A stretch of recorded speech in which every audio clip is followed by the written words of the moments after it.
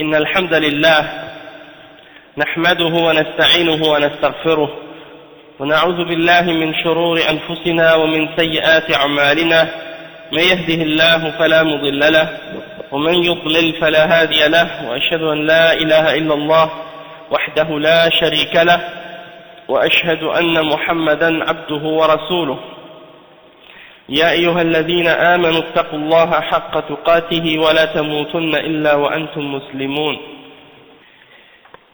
يا أيها الناس اتقوا ربكم الذي خلقكم من نفس واحدة وخلق منها زوجها وبث منهما رجالا كثيرا ونساء واتقوا الله الذي تساءلون به والأرحام إن الله كان عليكم رقيبا يا أيها الذين آمنوا اتقوا الله وقولوا قولا سديدا يصلح لكم أعمالكم ويغفر لكم ذنوبكم ومن يطع الله ورسوله فقد فاز فوزا عظيما وإن خير الكلام كلام الله وخير الهدي هدي محمد صلى الله عليه وسلم وإن شر الأمور محدثاتها وكل محدثة بدعة وكل بدعة ضلالة وكل ضلالة في النار أما بعد. Donc on va essayer Inch'Allah de se concentrer malgré le bruit là qu'on entend malheureusement Allah Musta'an de la part de ces gens qui font jouer leur musique à tue-tête. C'est sûr que c'est très difficile de se concentrer surtout quand on parle de din et on est en train de citer la parole d'Allah subhanahu wa ta'ala et la parole de son messager sallallahu alayhi wa sallam, alors qu'on entend la désobéissance d'Allah subhanahu wa ta'ala à tue-tête. Mais bon, on va essayer quand même de profiter de ce temps pour faire un rappel, Inch'Allah. Le sujet dont on va parler aujourd'hui, ça s'apparente un peu au sujet dont on a parlé hier durant la khutbah. C'est un sujet qui est relié à ça. C'est une risala qui s'intitule Manhaj al-Salaf fil Aqida wa atharuhu fi wahdat al-Muslimin. C'est-à-dire la méthodologie des salaf, c'est-à-dire la méthodologie des prédécesseurs dans al-Aqida, dans la croyance, et son effet sur l'unité des musulmans. Son effet sur l'unité des musulmans. Et c'est écrit par le cheikh Salih ibn Sa'd al-Suhaymi. Salih ibn Sa'd al-Suhaymi. C'est une risala qu'on a commencé en fait au Mali. On a fait la moitié. Et là on fait la deuxième partie. La deuxième partie du livre c'est relié à qu'est-ce qu'on a parlé dans la khutbah hier. C'est relié à l'unité des musulmans et à certaines choses qui amènent de la division parfois entre les musulmans.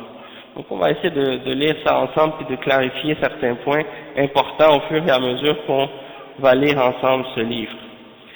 Hajatul muslimina ila ma'rifati al-aqidati as-sahiha. Le besoin que les musulmans ont de connaître la bonne aqida. Le besoin que les musulmans ont de connaître la bonne croyance. Donc, comme on l'a expliqué hier dans le cours, on a compris que le fondement et la base de l'islam c'est le tawhid, l'unicité d'Allah. Et donc l'aqida est la priorité dans l'islam. Et c'est la chose la plus importante. Et c'est la chose autour de laquelle tout le reste de l'islam tourne. Et tout le reste de l'islam est établi. Et donc, comme on a fait comprendre hier, on ne peut pas s'unir excepté si on s'unit sur cette base-là. Et on ne peut pas être unis réellement, sauf si on a pris cette base-là comme la fondation sur laquelle on peut établir ou construire notre communauté. Le cheikh il dit لا نكاد نجد بلدا من بلاد الإسلام إلا وفيه أنماط من هذه الطقوس التي حالت بين الناس وبين فهم العقيدة الصحيحة ومن هنا تبدو الحاجة الملحة إلى بيان تلك العقيدة الصافية الخالصة التي ترتكز على النصوص أو على نصوص الوحيين الكتاب والسنة.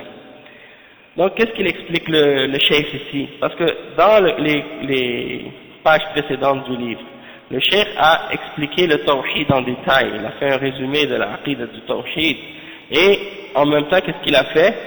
Il a montré des exemples d'erreurs qui sont présentes chez les musulmans, dans différentes communautés, dans différentes sectes. Il a donné différents exemples de ça. Il a donné des exemples chez les soufis, et des exemples chez les chiites, et des exemples dans d'autres groupes et d'autres sectes. Il a montré comment ces gens-là venaient en contradiction avec la aqidah du tawhid. Et ça, on en a donné quelques exemples hier aussi. Et le cheikh il dit qu'il n'y a pas un pays musulman dans lequel tu vas aller, excepté que tu vas trouver ce genre d'erreur, et ce genre de problème chez les musulmans dans les questions de croyance et les questions d'aqidah. Et ces problèmes-là qui existent, en réalité, sont devenus une barrière entre la compréhension de la aqidah qui est bonne et les gens.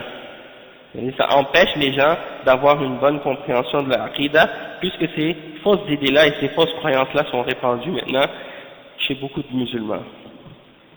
Donc, le cheikh, il dit ça nous fait comprendre l'importance et le besoin que les musulmans ont de revenir à la pureté de leurs croyances et de se concentrer sur les textes de la révélation du Coran et de la Sunna pour pouvoir établir notre aqidah comme il faut.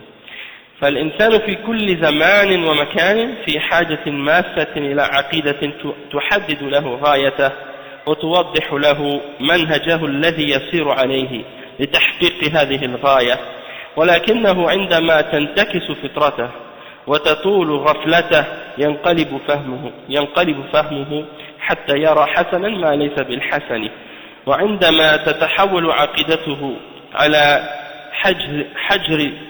على حجر يقدسه أو شجر يعظمه أو شمس تضيء نهاره أو قمر ينير ليله أو بحر تتلاطم أمواجه أو نار تتلظى أو حيوان يهابه أو إنسان يكبر في نفسه أو أي مخلوق يرى له فضلا عليه من ملك أو جني أو نبي أو ولي أو ميت أو حي فيتعلق من ذلك كله بما هو أوهن من خيوط بيت العنكبوت.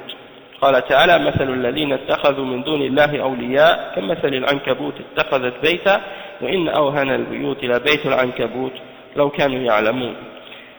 Donc, le cheikh il dit que l'être humain, peu importe l'endroit, et peu importe le moment ou l'époque, il a toujours besoin d'une aqidah qui vient déterminer et clarifier ses buts et ses objectifs dans la vie, et qui clarifie sa façon de vivre et sa voie, la voie sur laquelle il va marcher, et qui va déterminer et délimiter en même temps comme on a dit, ses objectifs.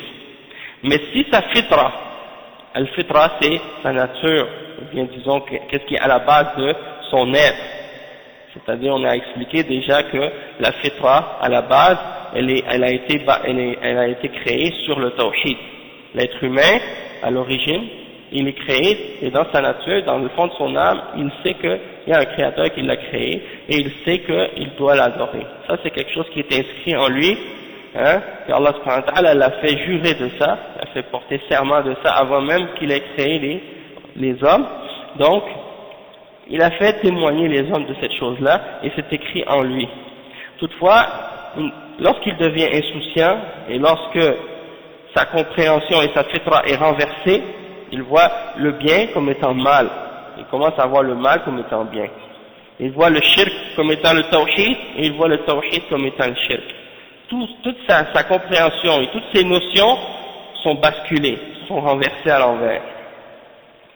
Et donc, au lieu d'adorer Allah subhanahu wa ta'ala seul et de reposer sa confiance en lui seul, eh bien, il commence à sanctifier ou vénérer une pierre, ou un arbre, ou le soleil, ou la lune, ou bien les vagues de la mer, ou bien le feu. Il commence à adorer les animaux, ou les êtres humains, qu'il vénère en lui-même, il les considère avec certains pouvoirs, donc il commence à les adorer ou à les vénérer.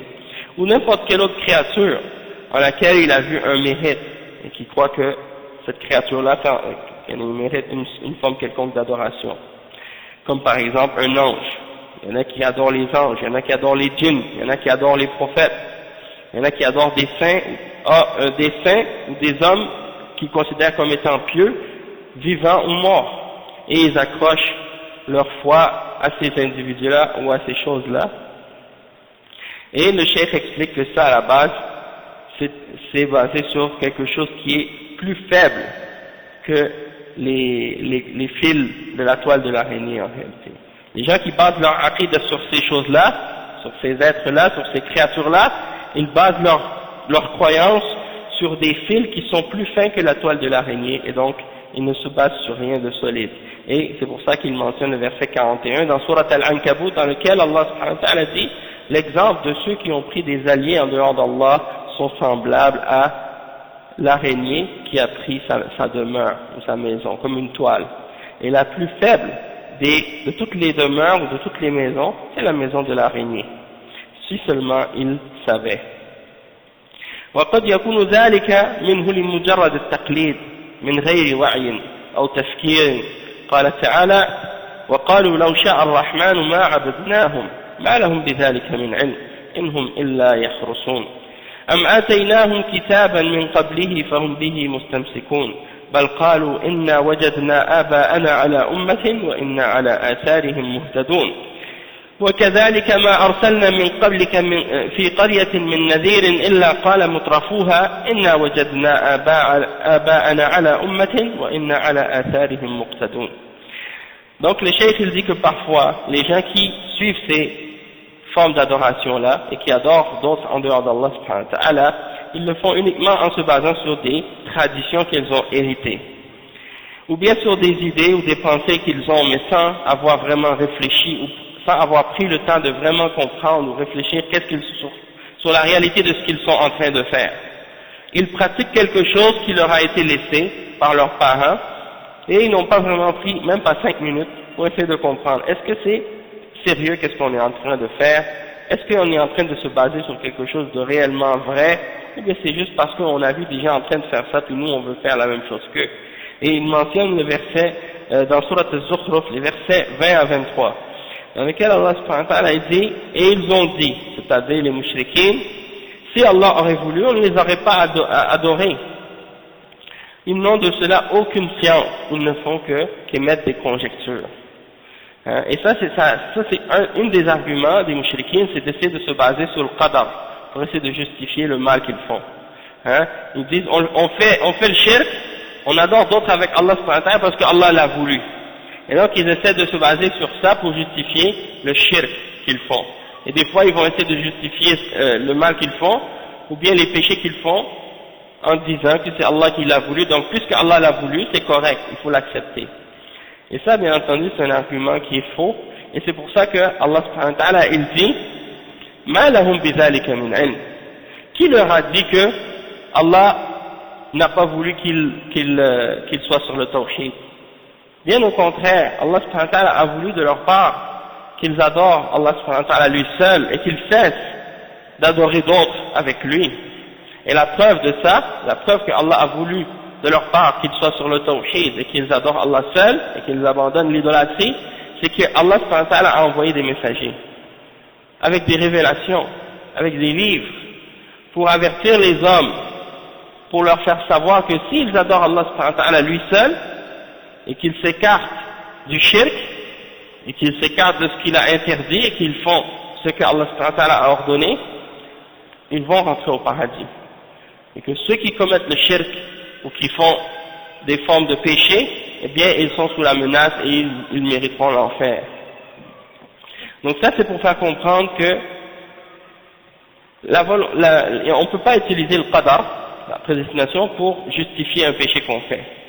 Et il y a des prêcheurs maintenant qui justement essaient de se baser sur ça pour essayer de justifier le fait qu'il y a plusieurs religions. Ils disent, si il y a des chrétiens, c'est parce que Dieu l'a voulu, et donc il faut soi-disant respecter ces gens-là, et le choix qu'ils ont fait, et la religion qu'ils suivent.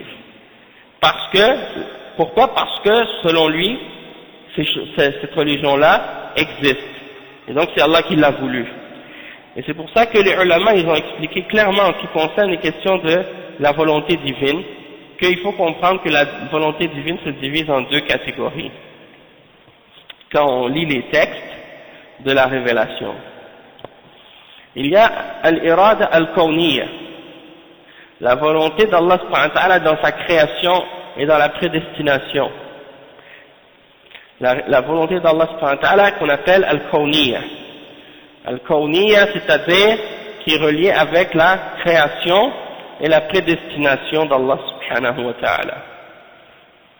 Et dans cette volonté-là, on peut dire que tout ce qui se produit dans l'univers, c'est Allah qui l'a voulu sans exception, c'est-à-dire que ce soit bien ou mal, que ce soit halal ou haram. Tout ce qui se produit, que ce soit le kufr, que ce soit le shirk, que ce soit les péchés, que ce soit l'injustice, que ce soit le mal, peu importe la catégorie d'événements ou de choses qui se produisent dans l'univers, tout ce qui se produit, c'est uniquement par la volonté d'Allah. Il n'y a rien qui peut se produire dans l'univers, excepté que c'est parce que Allah subhanahu wa ta'ala l'a voulu. Si ce n'était pas le cas, ça voudrait dire qu'on pourrait imposer notre volonté à Allah subhanahu wa ta'ala, et donc ça ce serait de nier à Allah subhanahu wa ta'ala la volonté qu'il a absolue. Donc ça c'est la première catégorie. Ensuite il y a al-irada al-shar'iyya. Al-irada al-shar'iyya. Et la différence entre al-irada al-shar'iyya et al-irada al-kawniyya, c'est que al-irada al-shar'iyya, elle contient ou elle comprend ou elle s'applique uniquement à ce que Allah aime. Elle s'applique uniquement à ce que Allah subhanahu wa ta'ala aime. Et on la connaît par sa révélation et par le message des messagers. Cette volonté-là, c'est la volonté qu'il nous a transmise par les livres et par les messagers. D'accord? Donc Allah subhanahu wa ta'ala nous met dans des différentes situations selon sa volonté, selon sa prédestination, selon sa création, puis nous de notre côté on essaie d'appliquer les lois et les règles qu'Allah subhanahu wa ta'ala nous ordonne de suivre dans sa révélation. D'accord? Et on ne peut pas utiliser al-irada al-kawniyya comme un argument pour justifier les péchés et les contradictions qu'on fait. Si quelqu'un tombe dans un péché, c'est sûr que ça a été prédestiné par Allah subhanahu wa ta'ala et que c'est parce qu'il a voulu qu'on est tombé dans ce péché-là. Toutefois, c'est obligatoire pour nous, après avoir commis ce péché-là, de se repentir à Allah subhanahu wa ta'ala. Si quelqu'un fait un péché, et puis il dit, je l'ai fait parce que Allah l'a voulu, ça c'est pas un argument. Pourquoi? Parce que là il doit se repentir et cesser de le faire. S'il continue de le faire, puis il dit Allah l'a voulu, là c'est pas un argument, puisqu'il essaie de jouer ou de justifier ses péchés de manière malhonnête et injuste. Parce qu'il a la volonté, lui aussi. L'être humain il a une volonté, une capacité aussi. Sauf que bien entendu, elle est limitée par la volonté et la force absolue d'Allah subhanahu wa ta'ala. Ce petit détail-là, ce petit point-là qu'on vient d'expliquer là, c'est un point très, très important dans qu'est-ce qui a rapport avec la croyance en al-qada ou al-qadar, la foi en la prédestination d'Allah subhanahu wa ta'ala. Et il y a bien des groupes et des sectes islamiques qui ont défié à ce sujet-là. En ce qui concerne al-qadar, on peut classifier les groupes qui ont dévié à ce sujet-là en deux catégories. Et les deux sont dans des extrêmes. Il y a la bid'a des qadariyya, ceux qui ont nié la prédestination, et parmi ceux-là, on peut compter les mu'tazila. Et les mu'tazila, il ne faut pas oublier que toutes les sectes des chiites ont basé leur croyance sur la croyance des mu'tazila, en ce qui concerne la prédestination et les noms et les attributs d'Allah subhanahu wa ta'ala. Ils ont basé leur croyance sur la croyance des mu'tazila. Et donc ils nient les noms, ils nient la réalité des noms, la réalité des attributs d'Allah subhanahu wa ta'ala, et ils nient la prédestination d'Allah subhanahu wa ta'ala.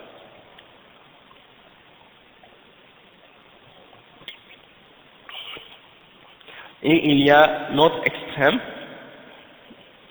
l'extrême de ceux qu'on appelle Al-Jabriya, ceux qui disent que on ne doit pas attribuer aux choses, aux créatures, aucune action.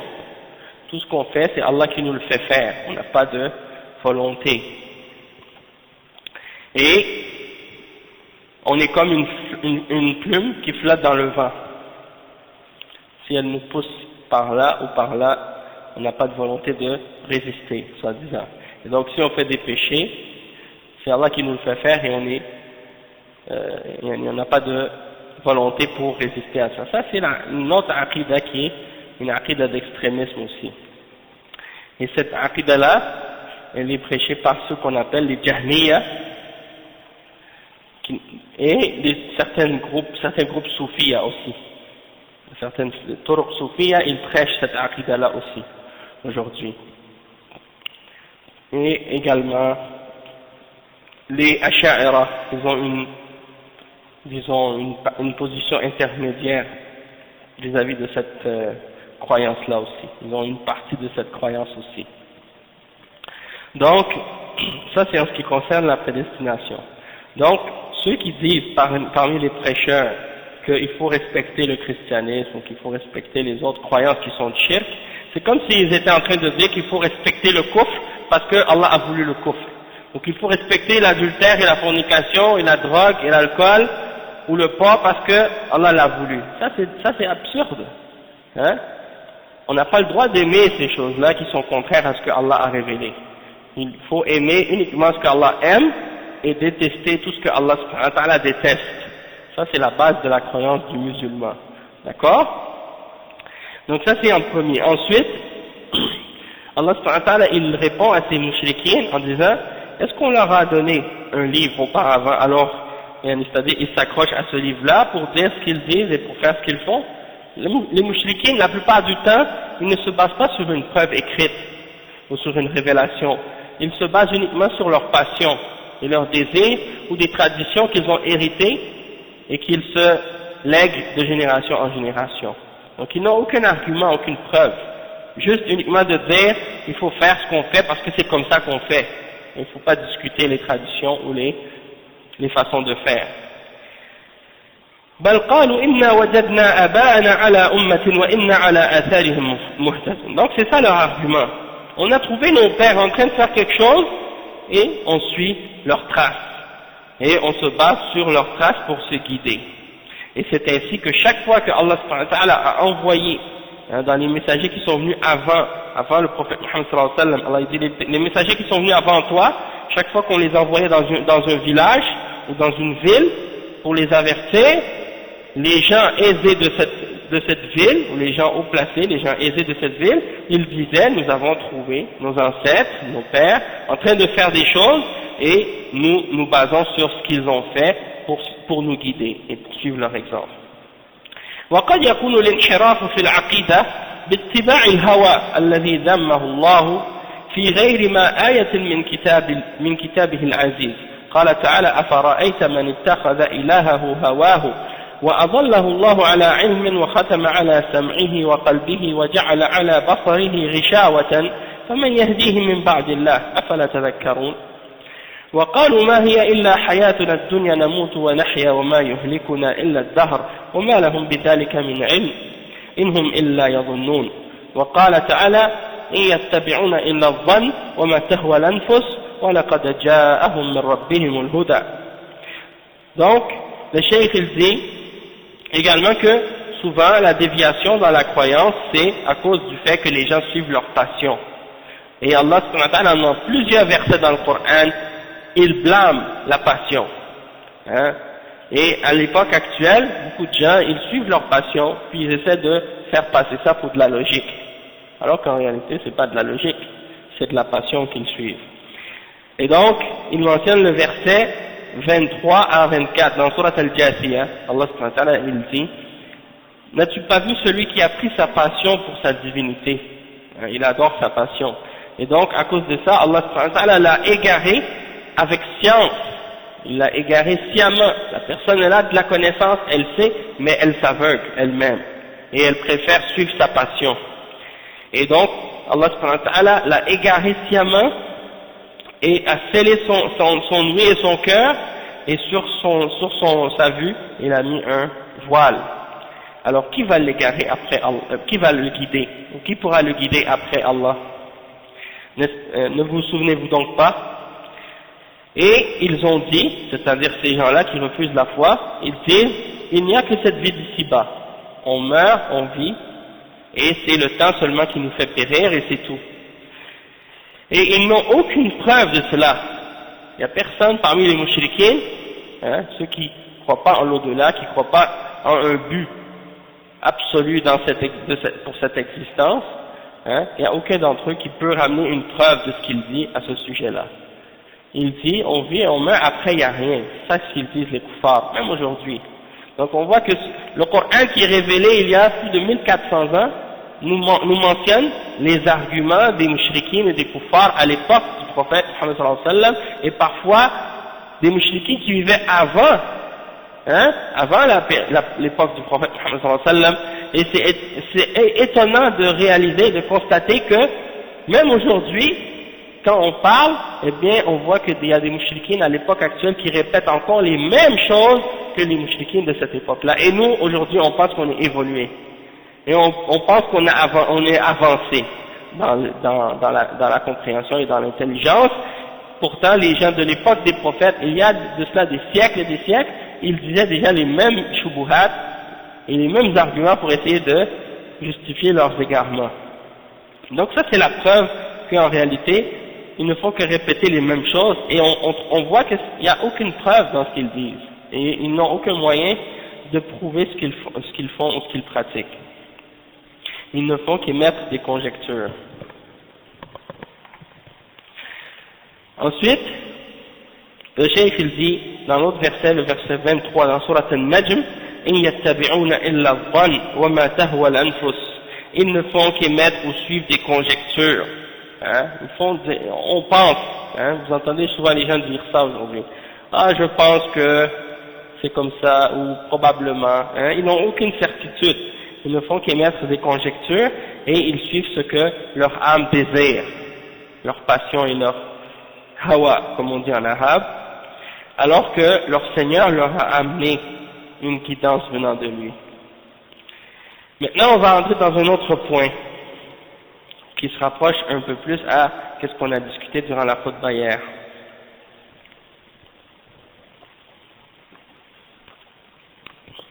Et le point dont on va parler, ça représente un des grands problèmes, parmi les problèmes auxquels on a à faire face aujourd'hui dans le monde musulman, puis dans le domaine de la da'wa et de la prêche de l'islam. حكم التحزب والانتماءات في الإسلام. Le verdict de se mettre en partie et en groupe et d'avoir des appartenances à des groupes dans l'islam, quel est le verdict à ce sujet? Donc le cheikh dit وفي هذا العصر الذي ادلهمت فيه الظلمات وانقلبت فيه الحقائق وتغيرت فيه المفاهيم يتساءل الفرد المسلم عن طريق الخلاص ويتساءل وهو حائر بين هذه الجماعات المتصارعة والأحزاب المتناحرة والدعوات المتفرقة ذات المناهج المختلفة التي تدعي لنفسها السير على المنهج الصحيح وكل يدعي وصلا بليلى وليلى لا تقر لهم بذاك وأيا ما كان الأمر وبغض النظر عن صدق النوايا لدى المنتمين إلى هذه الجماعات والأحزاب فإن كل مسلم فهم الكتاب والسنة ومنهج سلف الأمة يتساءل عن شرعية وجود مثل هذه الجماعات والطوائف في الإسلام. Donc le cheikh il dit que à l'époque dans laquelle on vit, c'est une époque où il y a beaucoup d'obscurité, beaucoup de ténèbres. Et les réalités et les compréhensions des gens ont beaucoup changé, et les gens sont très confus maintenant. Et donc, il y a beaucoup d'individus parmi les musulmans qui se posent la question, et qui sont dans la confusion totale, entre les différentes jama'at et les différents groupes islamiques et les différentes organisations islamiques, et les différentes institutions qui sont en train de se combattre, de se faire la lutte les unes contre les autres, et les différentes da'awat divisées qui sont présentes maintenant à travers les sociétés musulmanes, et chacune d'entre elles qui est en train de dire que nous on est en train de suivre la bonne voie et la bonne méthodologie. Donc comment on fait pour savoir laquelle est bonne, puisque le cheikh il nous dit, il nous mentionne ce vers qui est très célèbre, c'est-à-dire c'est un vers que les gens utilisent comme juste pour faire comprendre, c'est comme un proverbe en fait. Tout le monde prétend avoir un lien avec Layla, mais Layla elle reconnaît aucun de ces gens-là. Donc tout le monde veut prétendre à avoir la vérité, mais la vérité parfois elle se désavoue de tous ceux qui la prétendent. Donc c'est pour ça que il dit peu importe, on ne va pas regarder les intentions de ceux qui prétendent vouloir appartenir à ces groupes et à ces organisations ou à ces partis islamiques, mais le cheikh il dit toute personne, tout musulman qui a compris le Coran et la Sunna et la voie des salafs de cette umma se pose la question au sujet de la légitimité de la présence et de l'existence de ces groupes et de ces partis islamiques. Est-ce qu'ils ont une place dans l'islam et est-ce qu'ils ont le droit d'exister? La réponse, le cheikh il dit والجواب أن الإسلام لا يقر بذلك بل يمقته ويذم أهله لأنه أخطر سبب يفرق الأمة ويشتت شملها. Le cheikh il donne la réponse et il dit que l'islam n'accepte pas qu'il y ait ce genre de groupe et de division, et en fait ça c'est quelque chose qui est détestable et qui est blâmé, et les gens qui forment ces groupes-là et ces différents partis islamiques-là, ils sont blâmés eux aussi également, et c'est une des plus dangereuses parmi les causes qui divisent la Ummah et qui divisent l'unité des gens. Comme on en a parlé un petit peu hier dans la khutbah, d'accord? Donc le cheikh il va nous citer maintenant une fatwa au sujet de qu'est-ce qu'on appelle at-tahazzub, le fait de se diviser et de former des groupes et des partis islamiques. Il y a une fatwa qui a été donnée et on va la lire ensemble. Le cheikh il dit ويجدر بنا ونحن في الكلام على حكم الإسلام في هذه الانتماءات وهذا التحزب أن ننقل الفتوى التي صدرت في ذلك من اللجنة الدائمة للبحوث العلمية والإفتاء من هيئة كبار العلماء بالمملكة العربية السعودية، وهو حكم صريح بعدم شرعية وجود هذه الجماعات وإليك نص هذه الفتوى. Donc il dit, c'est bien arriver à ce point-là, ce serait bien pour nous, alors qu'on parle du verdict de l'islam au sujet de ces différents partis, de ces différents groupes islamiques, de mentionner pour vous cette fatwa qui a été faite par le comité permanent de la recherche scientifique et de Al-Ifta en Arabie Saoudite par les grands savants de l'Arabie Saoudite.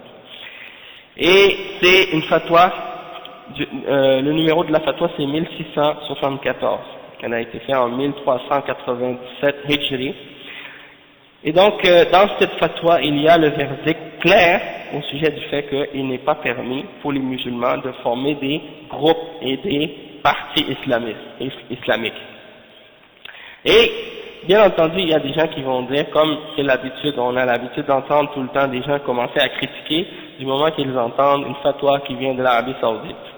Ah bon, ça y est, c'est le Wahhabiyya, c'est X et Y. Ils aiment ça critiquer de cette manière. Mais l'important pour ces gens-là, c'est d'analyser les arguments et les preuves qui sont mentionnés dans le Coran et dans la Sunna. Parce que les ulama qui font des fatwas, ils font pas juste des fatwas comme ça, dans les airs. Ils rapportent des arguments et ils rapportent des preuves tirées des textes du Coran et de la Sunna, et c'est ça qu'il faut analyser. Si quelqu'un a une critique à faire, eh bien il doit retourner et analyser les preuves et les arguments qui sont présentés, et non pas juste dire parce que la fatwa vient d'un pays ou d'un autre, de dire non, je ne vais pas prendre en considération la fatwa parce qu'elle vient de tel ou de tel pays. Hein? Parce que ça, c'est pas l'honnêteté, c'est pas la manière que l'islam nous enseigne. Donc le cheikh il dit, il cite la fatwa, il dit لا يجوز أن يتفرق المسلمون في دينهم شيعا وأحزابا يلعن بعضهم بعضا ويضرب بعضهم رقاب بعض فإن هذا التفرق مما نهى الله عنه ونعى على من أحدثه أو تابع أهله وتوعد فاعليه بالعذاب العظيم وقد برأ الله رسوله صلى الله عليه وسلم منه قال تعالى واعتصموا بحبل الله جميعا ولا تفرقوا إلى قوله تعالى ولا تكونوا كالذين تفرقوا واختلفوا من بعد ما جاءهم البينات وأولئك لهم عذاب عظيم وقال تعالى إن الذين فرقوا دينهم وكانوا شيعا لست منهم في شيء إنما أمرهم إلى الله ثم ينبئهم بما كانوا يفعلون من جاء بالحسنة فله عشر أمثالها ومن جاء بالسيئة فلا يجزى إلا مثلها وهم لا يظلمون. Donc, pour commencer la lecture de cette fatwa, le cheikh il dit, dans la fatwa, les ulama qui ont fait cette fatwa, ils disent il n'est pas permis que les musulmans se divisent dans leur religion en sectes et en partis, qui se maudissent les uns les autres et qui se frappent le cou des uns et des autres. Parce que cette sorte et cette catégorie de division-là fait partie de ce que Allah subhanahu wa ta'ala a interdit. Et il a menacé d'un châtiment douloureux et d'un châtiment énorme ceux qui inventaient ces groupes-là et ces partis-là, qui les créaient, et qui les ont créés, et ceux qui les suivent, hein, et ceux qui suivent ceux qui ont inventé ou formé ces groupes et ces partis. Et Allah subhanahu wa ta'ala, il a innocenté son messager, sallallahu alayhi wa sallam, de ce genre de division-là, de ce genre de partisantisme-là. Et il mentionne les versets 103 à 105 qu'on a mentionnés hier dans Surat Al-Imran, et accrochez-vous tous au câble d'Allah et ne vous divisez pas. Et ne soyez pas comme ceux qui se sont divisés et qui ont divergé une fois que les preuves claires leur sont venues. Et ceux-là, ils auront un grand châtiment. Et il mentionne le verset 159 à 160 dans Surat Al-An'am, dans lequel Allah subhanahu wa ta'ala dit ceux qui ont divisé leur religion et qui sont devenus des sectes, tu n'as rien à voir avec eux. Leur affaire appartient à Allah subhanahu wa ta'ala. Puis, il vous informera, ou il les informera de ce qu'ils faisaient. Donc ça, c'est des versets pour nous faire comprendre que c'est interdit pour les musulmans de se diviser dans la religion. Et vous allez voir des détails qui vont être clarifiés, qui vont nous faire comprendre à quel point cette chose-là est importante. Les groupes et les partis qui existent aujourd'hui dans le monde musulman, il y en a plusieurs, soit que ce sont des groupes et des organisations religieuses qui se réunissent et qui organisent des activités, des adorations ou des choses de ce genre au nom de l'islam et qui veulent appeler les musulmans à se joindre à eux pour coopérer avec eux soi-disant dans leur travail islamique, ou bien ce sont des partis politiques qui se disent islamiques et qui essaient de réunir les musulmans pour arriver à prendre le pouvoir dans un pays ou quelque part comme ça pour soi-disant atteindre un objectif islamique ou bien un objectif matériel dans la dunya. Et on va voir, comme on a vu déjà, hier on a donné des arguments et des preuves pour montrer que la division c'est interdit dans l'islam et que c'est obligatoire pour les musulmans de s'unir. Puis comme on a vu aussi depuis le début de ce livre que la base de l'unité des musulmans commence par al-aqidah, d'accord? Et si on doit s'unir sur cette aqidah, c'est sur le tawhid et sur la sunna, sur les fondements de l'islam et de la sunna, c'est là-dessus qu'on doit s'unir. Malheureusement, qu'est-ce qu'on retrouve de la part de ces groupes et de ces partis islamiques? C'est que malheureusement ils ne se basent pas sur la aqidah pour unir les musulmans. Et c'est pour ça que ces groupes-là sont en contradiction avec l'islam. Et c'est pour ça que ces groupes-là s'opposent à l'islam. Et Et c'est pour ça que c'est interdit d'être membre, de faire partie de ces organisations-là ou de ces groupes-là. pour que quelqu'un soit vraiment en train d'appeler à l'islam, fondamentalement et principalement, il doit être en train d'appeler à la aqidah de l'islam en premier, puisque c'est la base de la religion. Le prophète sallallahu alayhi wa sallam, on a expliqué, il a appelé pendant 13 ans au tawhid à Mecca. Il n'y avait encore aucune obligation religieuse qui avait été révélée. Il n'y avait pas de salat, il n'y avait pas de jeûne, il n'y avait pas de hajj, il n'y avait pas de zakat. Il n'y avait que le tawhid de la ilaha illallah, le témoignage de la ilaha illallah, qui est la base de l'islam, qui est le fondement de l'islam. Et toute la da'wa était basée sur le fait de faire accepter aux hommes ce témoignage-là et de comprendre ce que ça signifie et ce que ça implique. D'accord?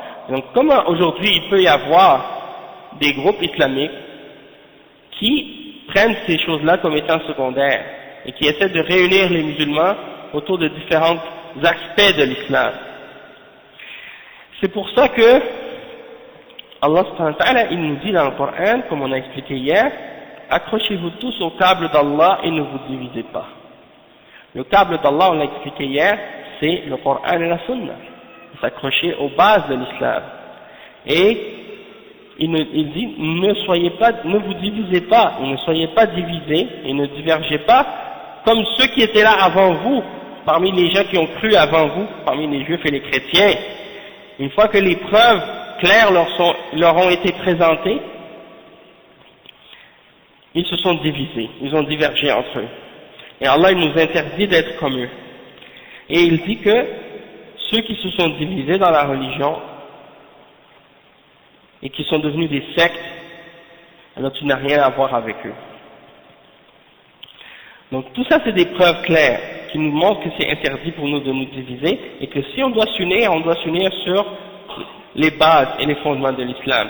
Après, on va donner des exemples, Inch'Allah, pour voir qu'est-ce qui se passe dans la réalité dans ces groupes-là et pourquoi ces groupes-là sont en opposition avec l'islam. Après, le cheikh dit وقد ثبت عن النبي صلى الله عليه وسلم أنه قال لا ترجعوا بعدي كفارا يضرب بعضكم رقاب بعض والآيات والأحاديث في ذم التفرق في الدين كثيرة. Le prophète sallallahu alayhi wa sallam, ça a été rapporté dans un hadith sahih rapporté par Al-Bukhari et Muslim, qu'il a dit, ne revenez pas comme auparavant, comme vous étiez, kuffar, comme des kuffars avant l'islam, qui se frappent les coups des uns des autres. C'est-à-dire qu'avant l'islam, les gens se tuaient, ils se battaient les uns les autres, ils se divisaient pour n'importe quoi. Donc le prophète sallallahu alayhi wa sallam dit, ne revenez pas à cet état-là comme avant l'islam. Kuffar, dans ce hadith, ça ne veut pas dire que si les musulmans commencent à se battre les uns les autres, qu'ils deviennent kuffars. Mais c'est une des caractéristiques des kuffars. C'est une forme de kufr qu'on appelle kufrun asghar. Bien entendu, ça ne fait pas sortir les gens de l'islam, mais c'est juste pour faire comprendre que ça fait partie des caractéristiques du kufr. Ces versets-là, et ces hadiths qu'on a mentionnés, c'est pour blâmer la division et la divergence dans la religion. أما إذا كان ولي أمر المسلمين هو الذي نظم ووزع بينهم أعمال الحياة ومرافقها الدينية والدنيوية ليقوم كل بواجبه في جانب من جوانب الدين والدنيا، فهذا مشروع، بل واجب على ولي أمر المسلمين أن يوزع رعيته على واجبات الدين والدنيا وعلى اختلاف أنواعها، فيجعل جماعة لخدمة علم الحديث من جهة نقله وتدوينه وتمييز صحيحه من سقيمه إلى آخره، وجماعة أخرى لخدمة فقه ومتونه وتدوينا وتعلما وتعليما، وثالثة لخدمة اللغة العربية وقواعدها ومفرداتها وبيان أساليبها والكشف عن أسرارها، وإعداد جماعة رابعة للجهاد والدفاع عن بلاد الإسلام وفتح الفتوح وتذليل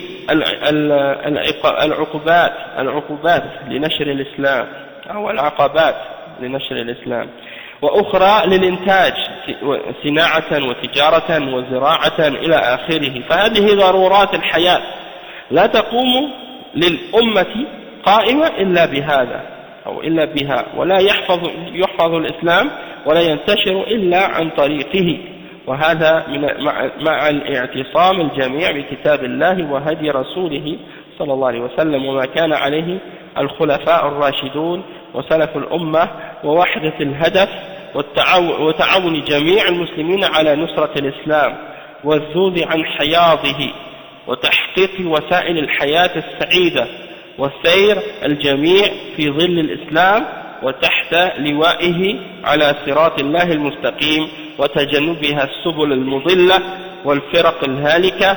قال الله تعالى وأن هذا صراطي مستقيما فاتبعوه ولا تتبعوا السبل فتفرق بكم عن سبيله ذلكم وصاكم به لعلكم تتقون.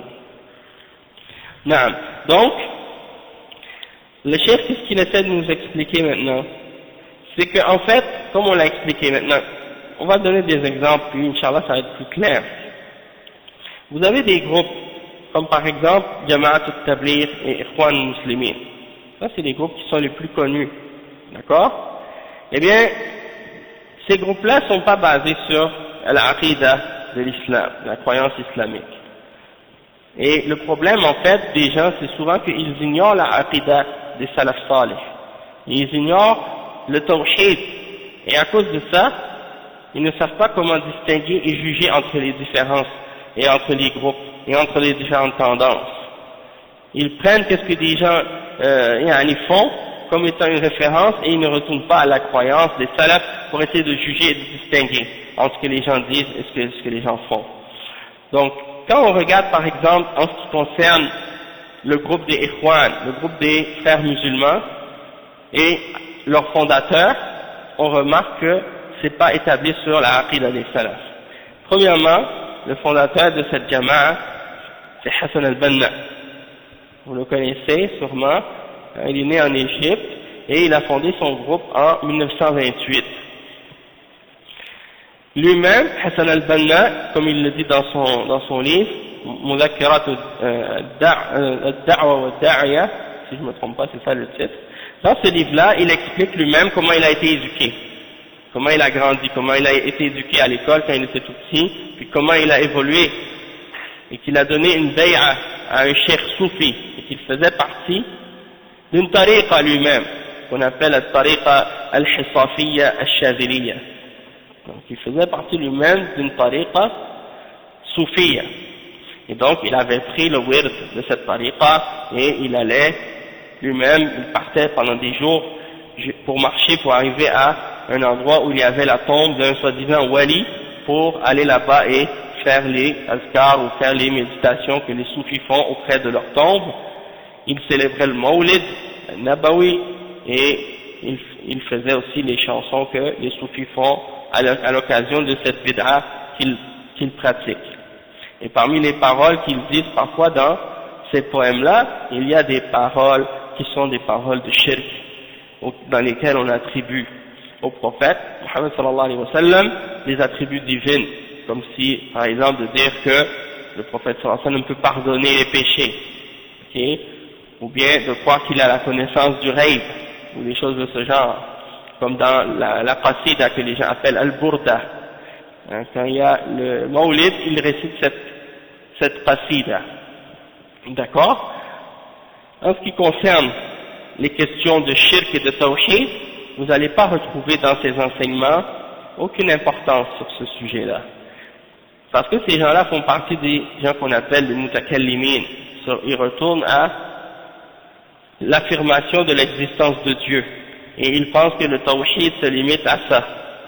De croire que Dieu c'est le créateur de l'univers. Et du moment que tu dis je crois que Allah c'est le créateur de l'univers et qu'il existe, ça y est.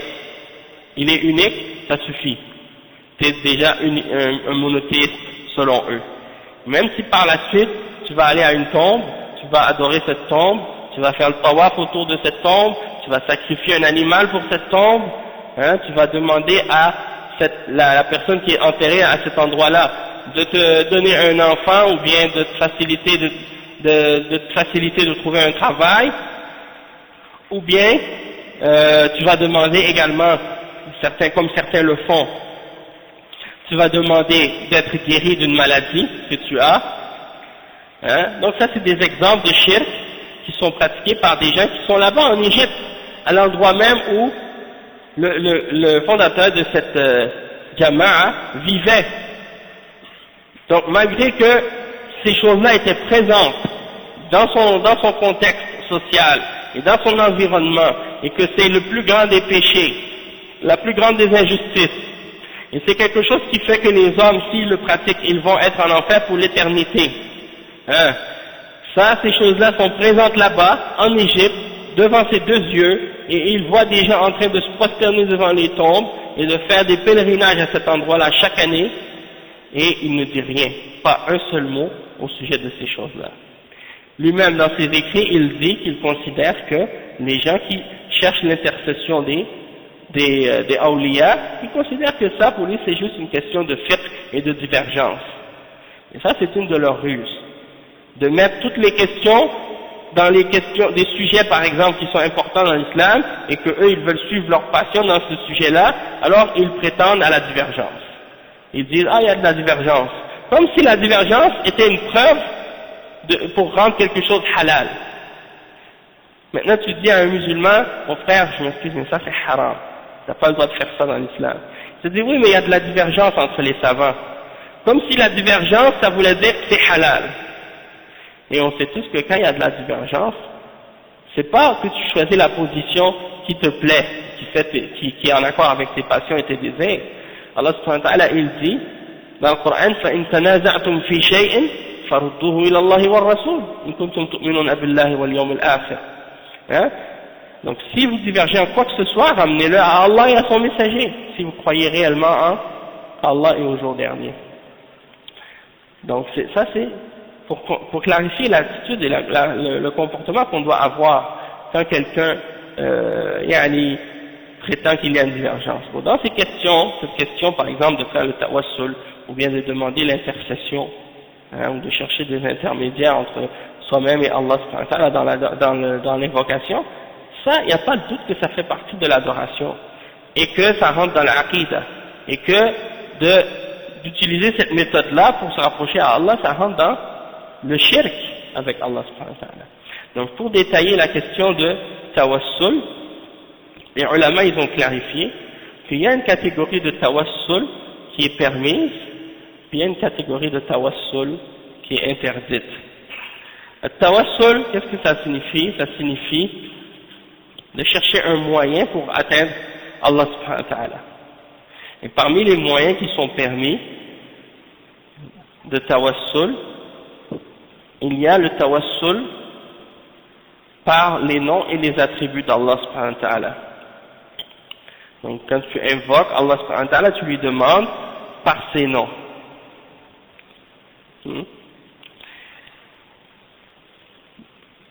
Il y a une autre catégorie de tawassul que tu peux faire également.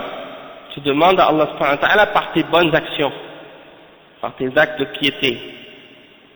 Hein? Oh Allah, parce que j'ai fait telle ou telle bonne action et je l'ai fait uniquement pour toi, je te demande de répondre à mon invocation et de me donner telle ou telle chose. Ça c'est un exemple de tawassul. Et il y a également d'autres catégories de tawassul aussi, mais tout ça, ça rentre dans l'obéissance et dans l'adoration d'Allah subhanahu wa ta'ala, et de prendre des bonnes œuvres et notre foi et nos actions comme un moyen pour se rapprocher à Allah. Aussi, tawassul par le dua de quelqu'un qui est pieux. Comme par exemple, tu connais un frère, ou un chef, ou quelqu'un qui est pieux, ou que tu considères toi-même comme étant pieux, parce que Allah connaît la réalité de l'état de cette personne. Peut-être que qu'est-ce qui est en apparence, c'est pas toujours qu'est-ce qui est en réalité dans le cœur. Donc, en apparence, toi, tu le considères comme étant une personne religieuse, une personne pieuse, puis tu espères que Allah subhanahu wa ta'ala l'exauce. Alors, tu t'en vas le voir, alors qu'il est vivant, et il est à proximité, tu vas le voir, tu lui demandes de faire une invocation pour toi. Ça, c'est permis dans l'islam. D'accord? Mais il y a une autre catégorie de tawassul qui est complètement interdite, qui rentre dans le shirk. c'est le fait que tu demandes à quelqu'un qui est mort et enterré son intercession, ou bien son invocation. Tu t'en vas à sa tombe, puis tu lui demandes de prier pour toi, ou tu lui demandes directement même, hein, de te guérir ou de te donner quelque chose de ce genre, parmi les choses de la dunya que tu as besoin, ou bien de te pardonner, ou des choses de ce genre. Ça c'est du shirk. Donc ça c'est si tu demandes à quelqu'un qui est mort, ou quelqu'un qui est absent, quelqu'un qui est loin, qui est pas là, qui peut pas t'entendre, naturellement, et tu lui demandes quelque chose. Ça aussi ça rentre dans le shirk. D'accord? Donc, ça c'est des exemples. Aussi, par exemple, des gens qui demandent pas directement à la personne, mais ils demandent à Allah subhanahu wa ta'ala par la personne. Comme par exemple, ils disent, oh Allah, je te demande par ton prophète, ou oh Allah, je te demande par le statut de ton prophète, ou par le degré de ton prophète. Ça c'est pas shirk, mais c'est une bid'ah. Parce que ça ne fait pas partie de l'exemple que le prophète sallallahu alayhi wa sallam nous a enseigné. Et ça ne fait pas non plus partie de l'exemple des salaf salih de faire ça.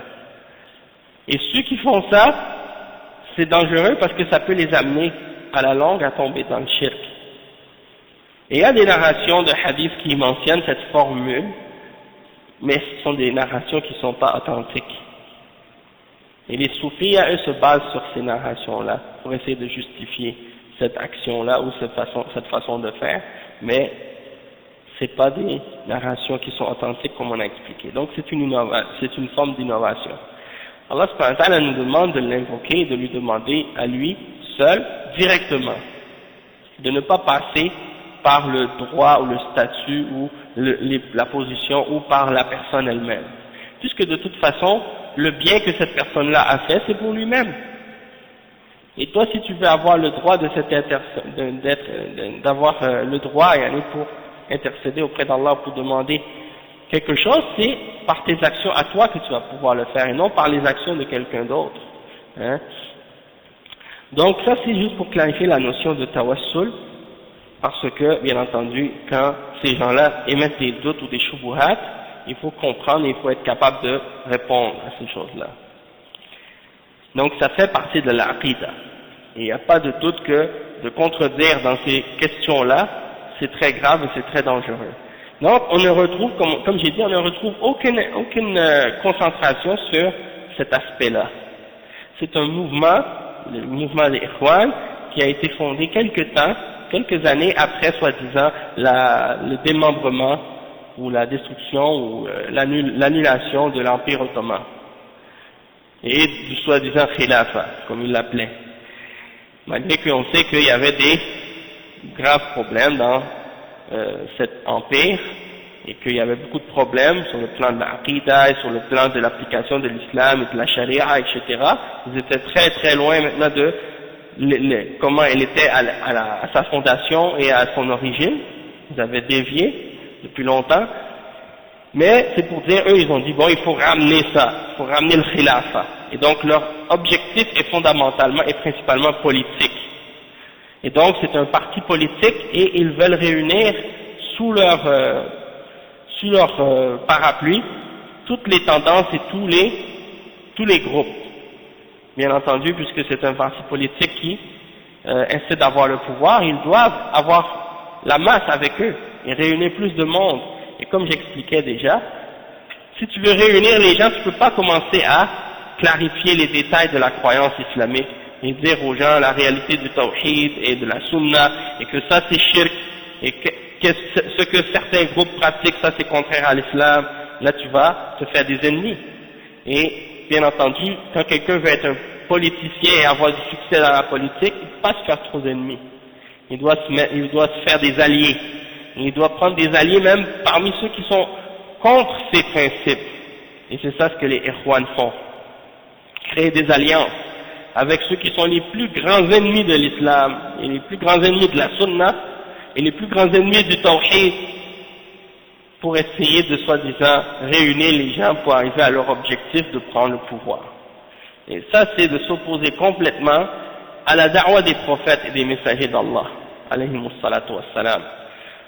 Donc c'est pour ça qu'on explique ça, tous ces principes-là. En ce qui concerne la aqida du tawhid, on ne retrouve rien.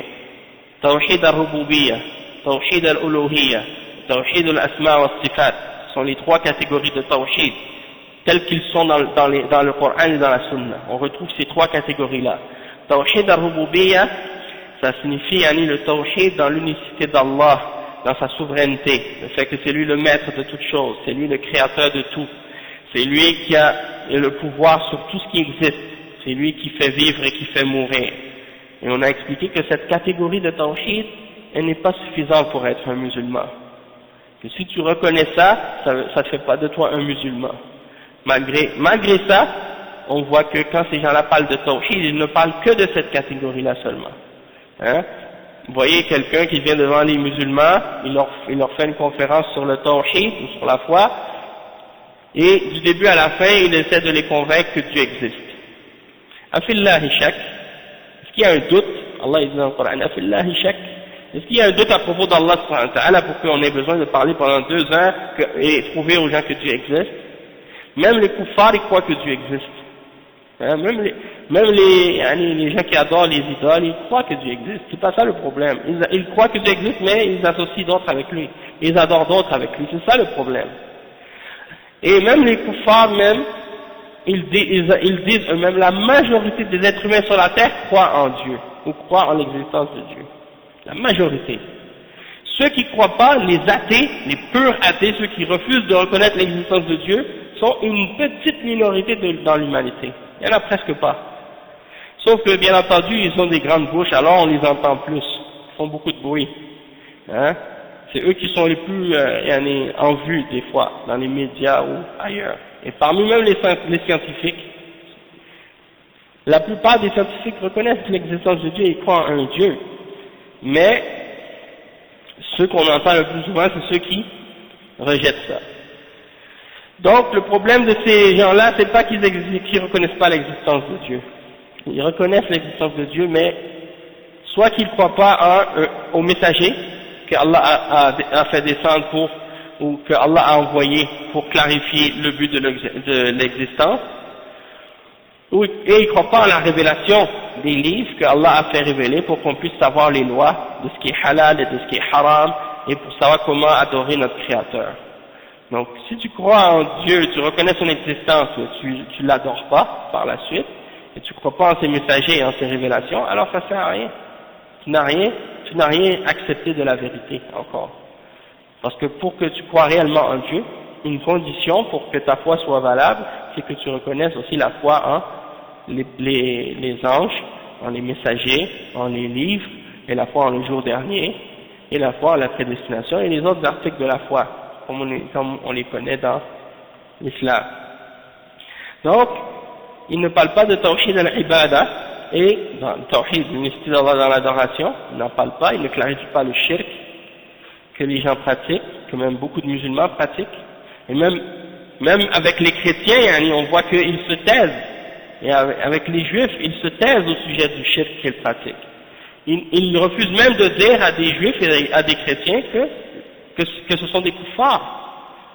Ils disent ce sont nos frères.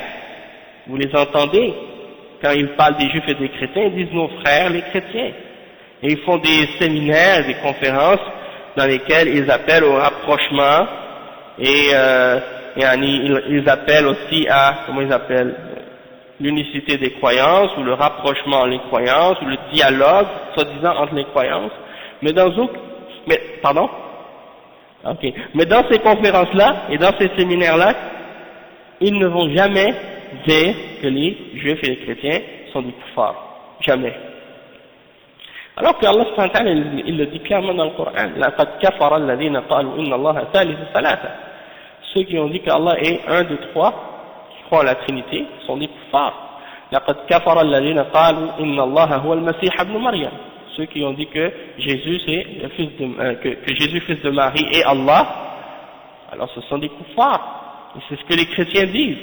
Ils disent qu'il y a Dieu le Père, Dieu le Fils et Dieu le Saint-Esprit. Que ces trois-là forment un. Et ils disent que Dieu s'est incarné, il est devenu en chair, devenu de la chair, il s'est fait homme, pour soi-disant mourir pour nos péchés, pour expier nos péchés et des choses de ce genre. Ça c'est du shirk aussi. Celui qui croit en ça, il est kafir. Si un musulman croit en ça, il est kafir. Et si un chrétien croit en ça, il est kafir aussi, la même chose, sans exception. Hein? Donc c'est pour faire comprendre que ils ne vont même pas dire à propos des gens qui suivent autre que la religion de vérité qu'ils sont des kuffars. Donc c'est pour dire à quel point ils ont fermé leur bouche, ils ont caché la vérité qui vient d'Allah au sujet de la croyance. D'accord? Et en ce qui concerne Tawhid al-Asma wa Sifat, ils n'en parlent non plus jamais. Ils ne vont jamais rien mentionner, ils ne vont jamais rien dire à ce sujet-là. Et pourquoi? Parce que souvent, ces gens-là, ils sont basés sur la aqida des Asha'ira. La aqida qu'on appelle aqida al-Ash'ariyya, ou Asha'ira.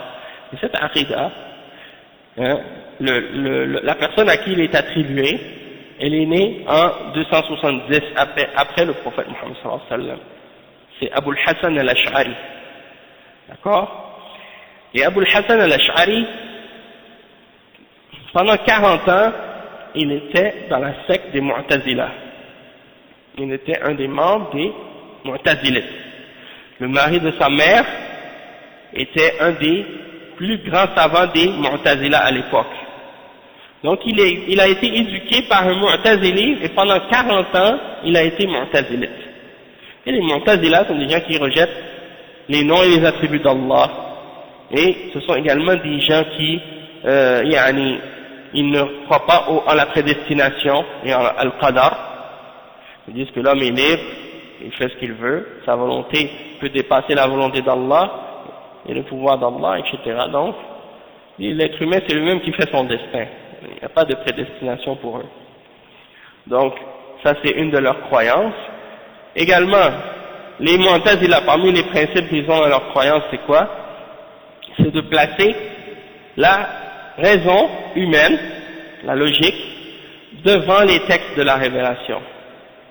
Donc ils disent que la révélation doit se soumettre à la raison humaine. Et c'est pour ça que vous les entendez dire toujours, il faut comprendre le texte selon le contexte. Et vous avez des prêcheurs francophones qui aiment toujours tourner autour de ce sujet-là, le texte et le contexte.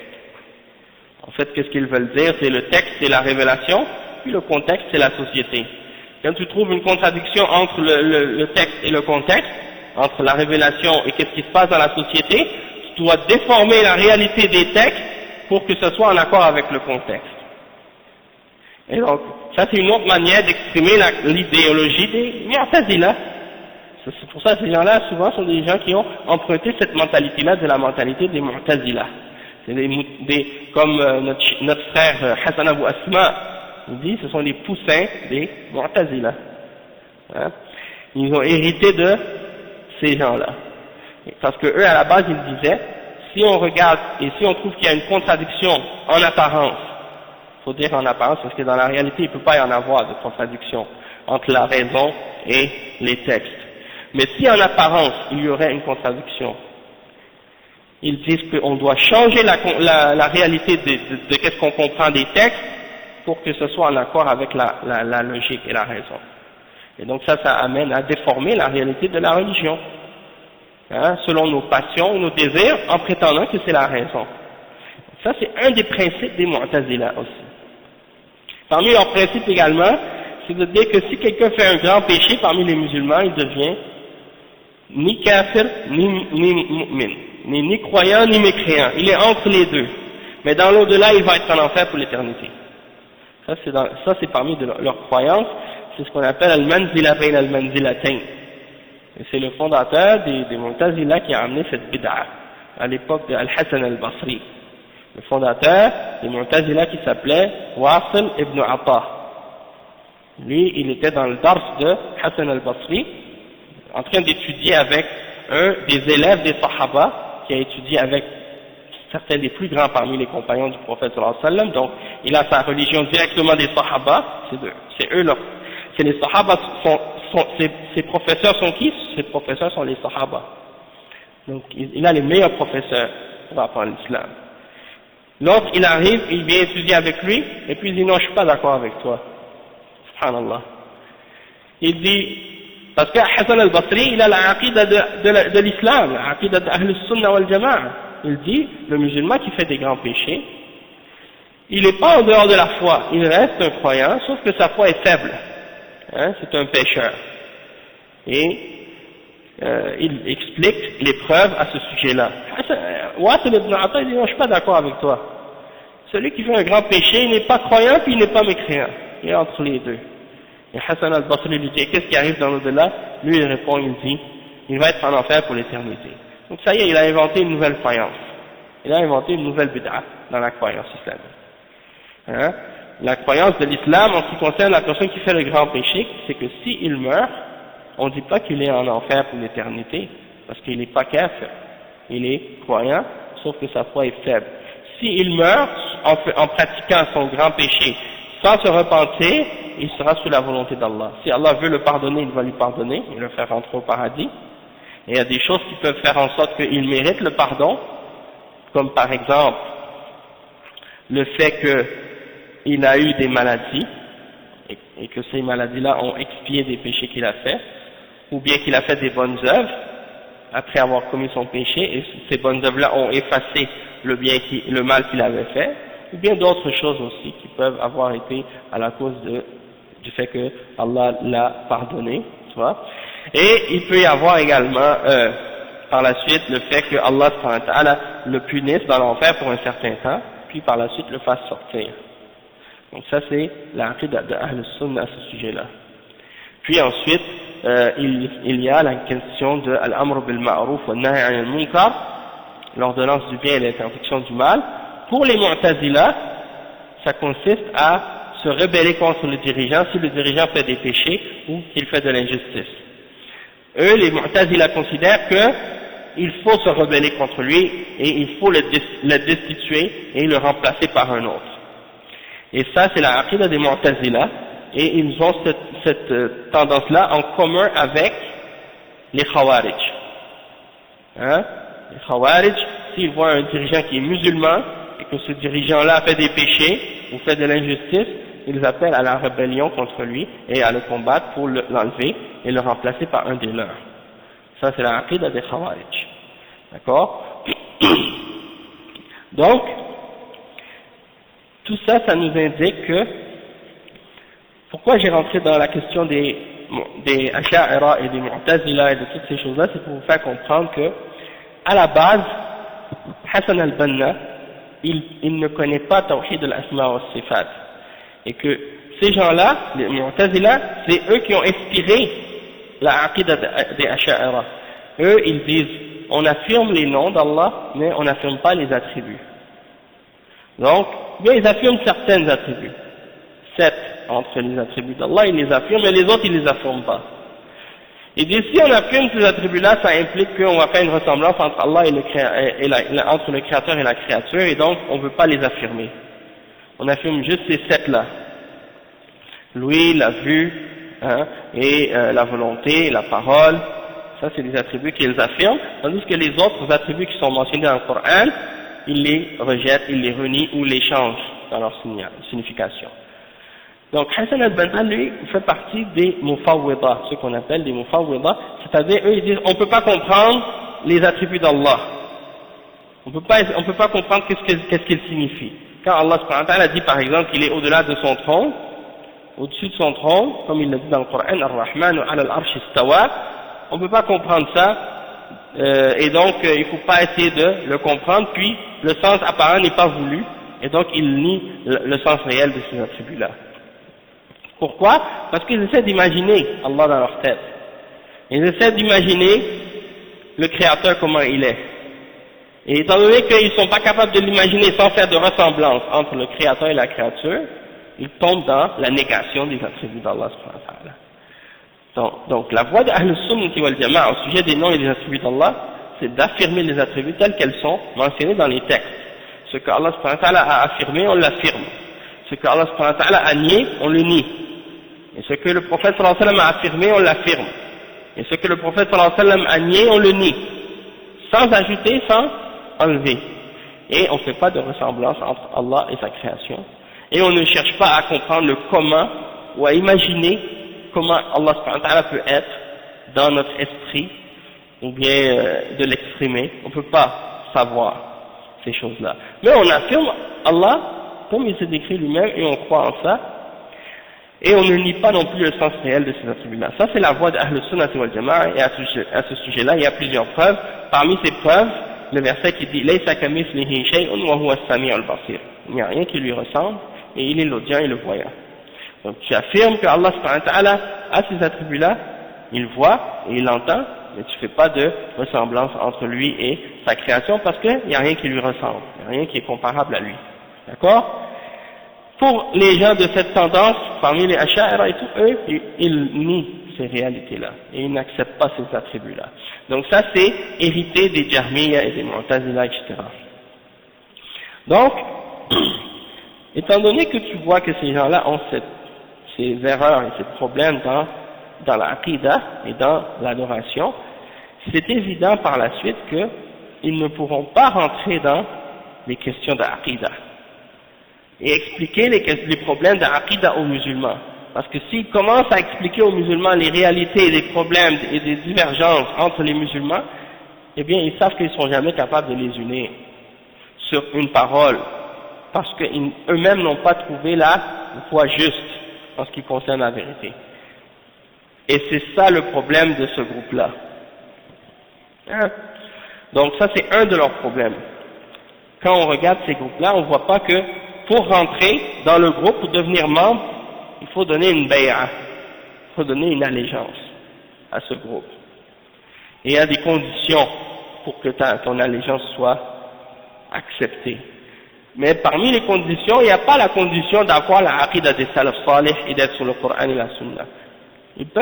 Ils acceptent des gens qui sont de toutes sortes de tendances différentes. Et c'est pour ça que parmi les membres de cette jama'a, vous avez eu des soufis, vous avez eu des khawarij, vous avez eu des mu'tazila, des modernistes, même des juifs et des chrétiens sont rentrés dans le groupe. Parce que la religion c'est quelque chose de secondaire, puisque c'est un parti politique, et non pas, c'est pas basé sur la aqidah de l'islam. Tandis que si quelqu'un, on lui dit, sois salafi, et suit la voie des salafs, il n'a pas de bay'a à faire à un chef, ou à un représentant, ou à un responsable, parce qu'il n'y a pas de chef, il n'y a pas de responsable. La seule chose que tu dois faire, c'est de croire en l'islam tel qu'il est dans les textes, et de suivre la révélation et la religion telle qu'elle est venue par le prophète Muhammad sallallahu alayhi wa sallam, et tu es salafi. Tu n'as pas à rendre compte à un responsable, excepté si c'est un dirigeant musulman, alors dans ce cas-là tu lui donnes l'allégeance parce que c'est lui le dirigeant politique, et c'est à lui que tu dois obéir dans les règles de la vie, puis dans les choses qu'il t'ordonne de faire qui sont pas en contradiction avec l'islam. Donc ça c'est autre chose. Mais dans un pays musulman, avec un dirigeant musulman, quelqu'un vient puis il fait une jama'a, il fait un groupe, puis il demande aux gens de venir puis de lui donner une allégeance à lui, en dehors du dirigeant qui est à la tête du pays, ça c'est une autre bid'a. Et c'est semblable également à la bay'a des soufis. Pour être initié, pour rentrer dans la tariqa, il demande qu'on fasse une bid'a, qu'on fasse une bay'a, qu'on prenne un serment d'allégeance à ce cheikh pour accepter ses enseignements, puis le suivre dans tout ce qu'il nous demande de suivre. Donc ça c'est des exemples aussi. Donc ça c'est une autre jama'a. Il y a aussi la jama'a des tablir. Jama'a al-tablir qui est fondée par Mohammed Ilyas al-Kandahlawi. Et lui également aussi, c'est presque en même temps que Hassan al-Banna. Et ça c'est une autre des choses qui est étonnante. C'est qu'ils sont apparus presque en même temps, une année d'intervalle. Ils sont venus en 1927 ou 28, un des deux, je ne me rappelle plus, 1927 ou 1928. Mais c'était à cette époque-là qu'ils ont été fondés en Inde par Mohammed Ilyas al-Kandahlawi. Et Mohammed Ilyas, c'est un soufi lui aussi, comme par hasard. Hein? Lui aussi il a ça en commun. qu'il est un soufi, de la tariqa Chistiya, tariqa qui est en Inde. Et sa jama'a, il l'a établi sur une allégeance à 4 turuq parmi les turuq soufiyya: al-Naqshbandiyya, al-Saharwardiyya, al-Chistiyya et al-Qadiriyya. Qadiriyya, Saharwardiyya, Naqshbandiyya et Chistiyya. Donc ça c'est les 4 turuq auxquels avec lesquels il a fait une allégeance. D'accord?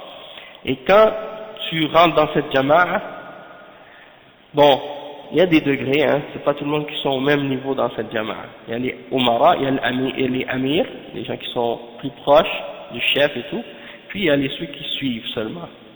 Ils vont sortir de temps en temps, mais ils ne sont pas nécessairement à l'intérieur officiellement, ils n'ont pas d'allégeance. Mais il y a une allégeance. Hein, puis il y a beaucoup de gens qui ne savent pas ça, il y a une bay'a. D'accord? Et ceux qui sont sortis avec eux, même s'ils ne vont pas exiger que quelqu'un soit soufi, mais on sent qu'il y a un grand penchant vers le soufisme. Hein? Même s'ils ne vont pas te dire directement, on veut que tu rentres dans une tariqa ou on veut que tu sois soufi, on sent qu'il y a cette tendance-là. Il y a cette prêche-là vers le soufisme. Et si tu vas parmi eux et que tu essaies de critiquer le soufisme et de faire des réfutations de leurs croyances, de leurs idées, ça va pas prendre de temps pour qu'ils t'expulsent de leur groupe et pour qu'ils te rejettent complètement. Ils vont pas te laisser prêcher ta da'wa et clarifier la vérité aux musulmans pendant très longtemps. C'est des gens qui, comme on a expliqué plusieurs fois, en apparence, ils ont cette image de douceur et de sérénité et de gentillesse, mais du moment que tu commences à les critiquer et que tu commences à expliquer des choses qu'ils font qui sont en contradiction avec le Coran et la Sunna, ils deviennent parfois même très violents. Et il y a beaucoup de gens qui ont eu cette expérience-là avec eux. Quand ils te voient au début, ils ne te connaissent pas, ils vont te faire le salam avec le sourire et tout, mais quand ils savent que tu connais réellement leur réalité, que tu sais à quoi ils appellent et que tu commences à leur donner le nasiha à ce sujet-là, eh bien ils changent leur comportement envers toi et ils deviennent parfois même très durs. Eux, la même chose. Le fondateur des Tabligh, il fait partie d'une école en Inde qu'on appelle l'école des Deobandiyya. C'est une école aussi soufie, qui ont des croyances et des idées qui sont en contradiction avec le tawhid et la sunna. Et ils ont également la aqida qu'on appelle l'aqida al-Maturidiyya. Al-Maturidiyya, qui est une aqida qui est semblable à celle des Asha'ira et qui nie elle aussi la réalité des attributs d'Allah subhanahu wa ta'ala, qui déforme la réalité des attributs d'Allah subhanahu wa ta'ala. Donc ils ont ce problème-là aussi dans les questions d'aqida.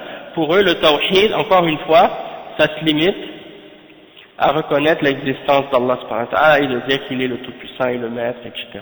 Et quand vous allez par exemple avec eux, ils vous disent qu'il y a 6 qualités que les musulmans doivent avoir. Et la première qualité, c'est de dire la ilaha illallah, et puis ils expliquent ça en disant que c'est de faire sortir la certitude en les choses du cœur et de faire rentrer la certitude en Allah dans le cœur, c'est-à-dire de croire que c'est lui le seul maître, c'est lui le seul créateur, c'est lui le seul pourvoyeur, c'est lui qui contrôle toutes choses. Et parfois même ils vont donner des exemples, par exemple ils vont dire il ne faut pas croire en les causes et effets. Si le feu brûle, si tu vois que le feu brûle, ben il ne faut pas que tu crois que c'est le feu qui brûle. Ils disent que si le couteau coupe, il ne faut pas croire que c'est le couteau qui coupe. Il faut croire que c'est Allah subhanahu wa ta'ala qui coupe. Et ça c'est la aqida des Jahmiyya et des Jabriyya. C'est une aqida qui consiste à nier les causes et les effets. Et Allah subhanahu wa ta'ala, c'est lui qui a créé le feu et il l'a créé brûlant. Il a créé le couteau et parmi les caractéristiques et les attributs de ce couteau, c'est qu'il coupe. Et c'est Allah qui a créé ça de cette manière. Donc de nier la réalité, c'est une absurdité. Donc, ils disent que c'est de croire que Allah c'est le créateur et le maître. Et quand ils font leur bayan, quand ils se lèvent devant les gens pour parler, eh bien vous allez les entendre pendant des heures parler et dire aux gens, regardez comment Allah subhanahu wa ta'ala a créé le monde, comment Allah subhanahu wa ta'ala a créé le soleil et la lune et l'univers et tout ça. Donc, qui est capable de faire ça? Bien sûr, c'est Allah. Donc, ils sont en train de répéter la même chose que les mouchriquines de la Mecque disaient eux aussi. وَلَئِنْ سَأَلْتَهُمْ مَنْ خَلَقَ السَّمَاوَاتِ وَالْأَرْضَ لَيَقُولُنَّ اللَّهُ. Si tu leur demandes aux mouchriquines à la Mecque qui adorent les idoles, qui a créé les cieux et la terre, ils vont dire Allah. Donc, de répéter ça et de parler de ça pendant des heures et des heures, sans mentionner rien au sujet du shirk et au sujet de la sorcellerie ou des autres formes de shirk qui sont pratiquées actuellement parmi les communautés et parmi les populations musulmanes, et de rien dire à ce sujet-là et de se taire à ce sujet-là, ça c'est grave, c'est criminel. Hein? Les musulmans ont besoin d'être avertis au sujet de ces choses-là, puisque c'est les choses les plus graves, les choses qui attaquent leur croyance, qui attaquent leur tawhid. Ces choses-là doivent être clarifiées pour eux. Ils doivent être expliqués en détail pour éviter que les musulmans continuent à les faire. Mais eux, comme on expliquait déjà, ils ne veulent pas rentrer dans ces choses-là parce que selon eux, ça va diviser les musulmans, ça va diviser les gens.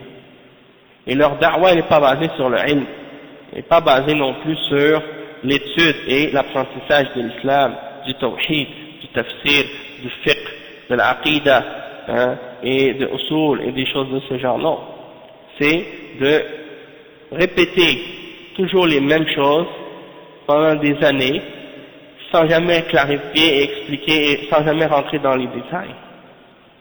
D'accord? Et donc il y a des gens qui sont rentrés avec ces gens-là et qui sont avec eux pendant plus que 20 ans et qui n'ont jamais jusqu'à aujourd'hui appris rien de plus dans leur religion. Hein? Et ça c'est très grave en fait. Et puis même, non seulement ça, il y a des chouyours même qui ont été témoins de ça et qui en ont parlé, ils ont dit que dans certaines mosquées, par exemple, il y a le chef Saleh Al-Fawzan, il parlait de ça justement, il dit j'étais dans une mosquée en train de donner un dars sur le tawhid, et il y avait des gens de Jamaat Tabligh qui étaient assis là-bas. Et il a commencé à donner son dars, à ce moment-là, les gens de Jamaat Tabligh se sont tous levés et ils sont sortis de la mosquée. Au lieu de venir s'asseoir et d'étudier et d'apprendre le tawhid avec eux, non. Ils se sont tous levés puis ils sont partis. Donc, quelle attitude, quel comportement envers la science et envers les ulama et envers l'étude du sujet le plus important dans l'islam, que tu dénigres à ce point la science, parce qu'en réalité, ces gens-là, ils ne veulent pas que les gens apprennent ces choses-là. Et même parmi d'autres groupes et parmi d'autres tendances, il y a cette attitude-là aussi, de toujours essayer de dénigrer la science islamique. Il y en a qui répètent toujours ça, ils disent ah mais l'islam c'est pas juste de mémoriser les hadiths, c'est de mémoriser les versets, ça c'est bien mais ça veut rien dire, hein? Pour eux c'est pas important ça. On va dire tu peux réciter ahkam al-tawhid et parler du tawhid, mais l'important c'est l'action. Hein? C'est pas l'apprentissage, c'est pas de savoir qui est important, c'est d'agir. Donc ils dénigrent la science et ils mettent de l'avant l'action et la pratique soi-disant. Sauf que sans connaissance, comment tu peux appliquer? Et comment tu peux distinguer entre ce qui est vrai et ce qui est faux si tu n'as pas de connaissance? Alors que l'imam al-Bukhari, un des chapitres qu'il a mentionné dans son livre, dans Sahih al-Bukhari, un des chapitres c'est al-ilm qabla al-qawli wal-amal, la science avant la parole et avant l'action. Et il mentionne le verset فَاعْلَمْ أَنَّهُ لَا إِلَهَ إِلَّا اللَّهُ وَاسْتَغْفِرْ لِذَنبِكَ. Et sache qu'il n'y a rien qui mérite d'être adoré excepté Allah, et demande pardon pour tes péchés. Donc l'ordre de connaître et de savoir avant d'agir et avant de parler. Sinon tu adores Allah subhanahu wa ta'ala avec ignorance. Et celui qui adore Allah subhanahu wa ta'ala, comme Omar ibn Abdul Aziz il l'a dit, celui qui adore Allah avec ignorance, il fait plus de mal que de bien. Celui qui adore Allah subhanahu wa ta'ala avec ignorance, il fait plus de mal que de bien. Et donc ça c'est des choses fondamentales. Juste sur les questions des fondements et des bases de l'islam et des bases de la croyance islamique. quand tu analyses ces jama'at et ces groupes et ces tendances, tu analyses en premier qu'est-ce qu'ils enseignent comme aqidah. Et nous, à l'époque actuelle, on est devenu tellement superficiel, et on est devenu tellement, subhanallah, des fois c'est triste, parce qu'on est des gens intelligents, on est des gens avec une méthodologie parfois dans l'analyse des choses, mais quand on commence à expliquer ou à parler de religion, on dirait qu'on ne comprend plus. Et on oublie les choses qui sont fondamentales. Donc la première chose, la plus importante, c'est d'analyser la croyance, d'analyser c'est quoi l'aqida, c'est quoi le message. Quand on parle d'un individu, ou quand on critique une jama'a, il y a des gens qui prennent ça de manière sentimentale, qui prennent ça de manière émotive. Ils disent, ah, il parle contre ma jama'a, oh, il parle contre mon cheikh, ah, il parle contre ci et ça. Le problème, c'est pas que je suis en train de parler contre cette jama'a. Le problème, c'est pas que je suis en train de parler contre cet individu. Le problème, c'est qu'est-ce que je suis en train de dire à son sujet. Est-ce que je suis en train de mentir, oui ou non? Est-ce que l'information que je suis en train de vous transmettre à leur sujet, est-ce qu'elle est vraie ou fausse? Ça, c'est de un. Deuxièmement, si elle est vraie, maintenant, si elle est vraie, c'est pas moi le problème maintenant. Le problème, c'est eux. C'est qu'est-ce qu'ils sont en train de dire qui est contraire à la vérité qui doit être analysé et qui doit être rejeté et remis en question. Et il faut faire preuve donc de sincérité envers soi-même et envers Allah subhanahu wa ta'ala pour avoir le courage d'admettre qu'il y a un problème, puis ensuite de prendre les démarches nécessaires pour régler ce problème. D'accord? Donc, en ce qui concerne sur le plan individuel, chacun d'entre nous, on a le devoir et la responsabilité de connaître la vérité et de la suivre. Comme je disais, et comme les ulama le disent, i'rif al-haq, ta'rif ahla. Connais la vérité, et si tu connais la vérité, automatiquement tu vas reconnaître qui sont ceux qui la défendent, et qui sont ceux qui sont pour la vérité. Mais si tu connais pas la vérité, comment tu vas distinguer entre les gens? Tu peux pas. Donc tu vas te baser sur des choses secondaires, et sur les sentiments, et sur les émotions, et sur l'apparence. Mais si tu connais la vérité, là tu vas être capable d'analyser, de voir qu'est-ce que cette personne-là est en train d'appeler, c'est quoi ses fondements et c'est quoi ses principes. Donc là on a donné des exemples en parlant de ces deux jama'at, qui sont les jama'at les plus importantes. Et comme on a expliqué dans la fatwa qu'on est en train de lire, j'ai donné cette explication-là et cette clarification-là pour qu'on soit capable de comprendre la fatwa comme il faut. C'est que si quelqu'un dit, moi je veux faire une jama'a, je veux faire une organisation pour l'islam, et qu'il est dans un pays musulman, avec un dirigeant musulman, et qu'il dit aux gens, venez, vous allez me donner la bay'a, puis moi je vais organiser vos activités. Mais il veut faire, par exemple, un parti islamique pour entrer dans les élections, pour essayer de dire on va prendre le pouvoir ou des choses de ce genre, puis qu'il adopte cette méthodologie-là comme les Ikhwan, ou bien quelqu'un qui fait une autre jama'a comme le style de jama'a tabligh, qui dit nous on veut réformer les adorations des gens, puis les aider à devenir religieux, donc on va les amener à la mosquée, on va réformer leur comportement, etc. Et que ces deux groupes-là, ou ces styles de groupes-là, mettre de côté les fondements de l'islam, et la aqidah et le tawhid, et puis se concentre juste sur le khuluq, et juste sur la spiritualité, ou juste sur la politique, ou l'économie, ou la société, et puis mettre de côté la croyance, et les fondements sur lesquels les musulmans doivent s'unir, eh bien on voit qu'il y a un problème. Et dans des cas comme ça, c'est pas permis de rentrer dans ce genre de groupe, et dans ce genre de parti, dans ce genre d'organisation. Parce que ça amène la division des musulmans. Ça amène les gens à se diviser en groupes et en sectes.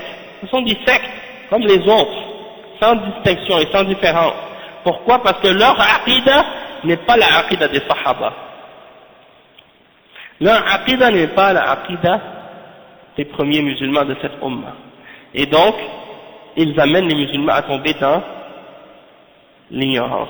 Même si ils vont, c'est ça ce qui se passe, c'est qu'ils vont pas dire aux musulmans, vous devez avoir telle ou telle aqidah. Donc il y en a qui disent ouais mais ce groupe-là il n'oblige pas les musulmans à avoir une aqidah en particulier. Mais c'est justement ça le problème. Ils laissent tout le monde avoir la aqidah qu'ils veulent et ils ne critiquent pas la aqidah de quiconque et de personne. Donc ils sont plus dangereux même que les sectes ordinaires. Comme par exemple la aqidah des chiites, si quelqu'un devient chiite, il est dans la secte des Rafida, et bien cette secte elle prêche une aqidah, une croyance qui est en contradiction avec l'islam et avec la vérité. Et ça c'est clair et c'est apparent. Tandis que les Ikhwan, eux, ils vont pas dire aux gens vous devez avoir la aqidah des Rafida ou des chiites, mais si quelqu'un a cette aqidah, ils ne vont pas le contredire. Ils ne vont pas le critiquer, ils ne vont pas lui dire que c'est en contradiction avec le Coran et la Sunna et avec l'islam. Donc c'est plus grave encore que une simple secte qui suit une aqidah spécifique, parce qu'elle rassemble toutes les sectes ensemble. Et donc une secte qui réunit toutes les sectes, c'est plus dangereux qu'une secte isolée, toute seule qui appelle à une croyance spécifique et bien connue, malgré que toutes les sectes sont des sectes d'égarement. Donc ça c'est juste l'introduction, je pense qu'on va prendre une pause maintenant, hein? On va arrêter maintenant, puis Inch'Allah, on continuera par la suite à essayer de clarifier encore plus, pour que cette notion de groupe et d'organisation devienne plus claire pour nous Inch'Allah, et pour savoir quand est-ce que c'est permis, si on peut faire des organisations et des groupes, pour que ce soit en accord avec l'islam, et pour que ça ne devienne pas des sectes, il y a des conditions et des règles que les choses doivent respecter, et on va parler de ça, Inch'Allah, après la pause. Subhanakallah wa bihamdika ashhadu an la ilaha illa anta astaghfiruka wa atubu ilayk. Wa iyyakum.